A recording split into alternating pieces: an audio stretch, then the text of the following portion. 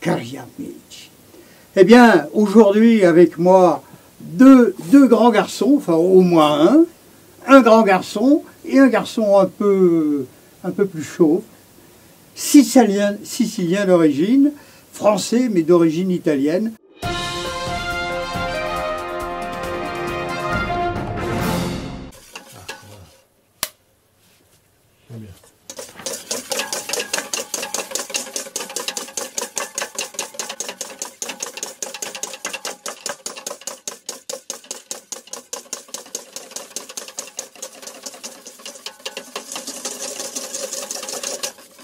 Voilà.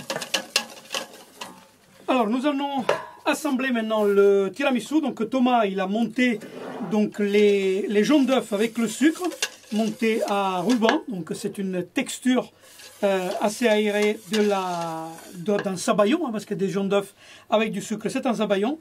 On a incorporé donc la crème de mascarpone et là on va venir y incorporer délicatement une partie des blancs pour alléger notre préparation.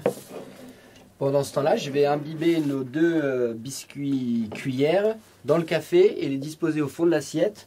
Et en fait, ce tiramisu va être un peu particulier parce qu'il va être dressé à l'assiette, donc on ne le monte pas dans un plat à tarte par exemple. On va directement imbiber nos biscuits et Luca va venir disposer la crème dessus.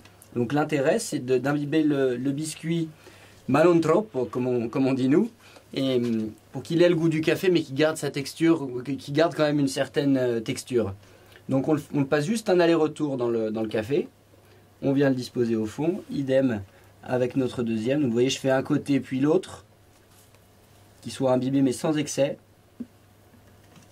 Et on vient les disposer au fond. Là, on sent qu'il commence à s'imbiber très légèrement. Et pendant que Luca termine, le biscuit va continuer à pomper un peu de café pour avoir une texture suffisamment soft et tendre pour faire comme un vrai tiramisu.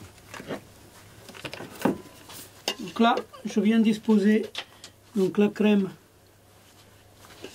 à la minute en faisant des petites vagues pour couvrir les biscuits, mais en les laissant un tout petit peu entrevoir sous la crème. Et voilà. Et bien évidemment, on termine avec un soupçon de cacao sur le dessus. Donc qu'il faut laisser assez léger puisque les Italiens aiment dire que le tiramisu c'est un dessert au café et pas au chocolat. Le chocolat vient surtout apporter de la décoration plus que de la saveur. Et voilà. Buon appetito. Buon appetito. Le bonheur a une fin, mais à Lyon, la fin, on l'écrit F-A-I-M. Nous venons de passer un moment des plus agréables, des plus conviviaux, mais aussi et surtout des plus gourmands avec cette cuisine, cette gastronomie italienne, avec deux chefs de renom, Thomas Asti, chef restaurateur à Lyon dans son restaurant L'Osteria Matto. Osteria Matto, à Lyon, dans le 6e arrondissement. Et puis le signor Luca Sangiuliano, chef à la préfecture Auvergne-Rhône-Alpes, à la résidence de Madame la préfète du Rhône et préfète de région.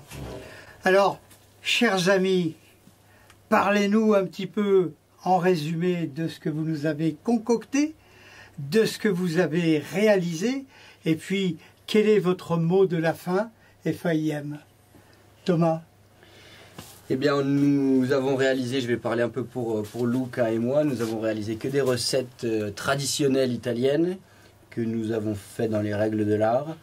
Et le mot de la fin que je pourrais donner, de la fin FAIM, attention, c'est que l'Italie est à consommer sans modération et qu'il y en a à prendre pour tout le monde entre recettes typiques du nord, du centre ou du sud. Il y en a pour tous les goûts et n'hésitez pas, c'est une gastronomie qui est très riche en saveurs et en émotions. Et j'allais ajouter tous les budgets également. Absolument. Luca, Le mot de la fin pour toi? Le mot de la fin, vous. je vais reprendre un mot qui est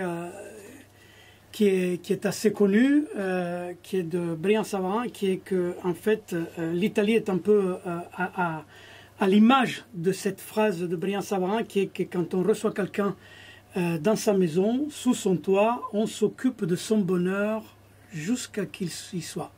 Donc cette phrase, elle si bien à la gastronomie italienne comme à la gastronomie française, bien évidemment, mais aujourd'hui on est ici de parler en Italie. Et pour terminer, j'utiliserai la phrase de notre cher Monsieur Paul Bocuse, disparu aujourd'hui. Bon appétit et large soif. Et puis, merci encore une fois à vous deux, Thomas et Luca, ici en direct, carrément sur Rabelais TV, dont la devise est « Quand c'est bon, il n'y a pas meilleur ». Rabelais, qui était également un personnage incontournable à Lyon en matière de gastronomie, même s'il opérait un peu parfois au sens propre comme au sens figuré, puisqu'il a été un peu dans la médecine. Merci messieurs.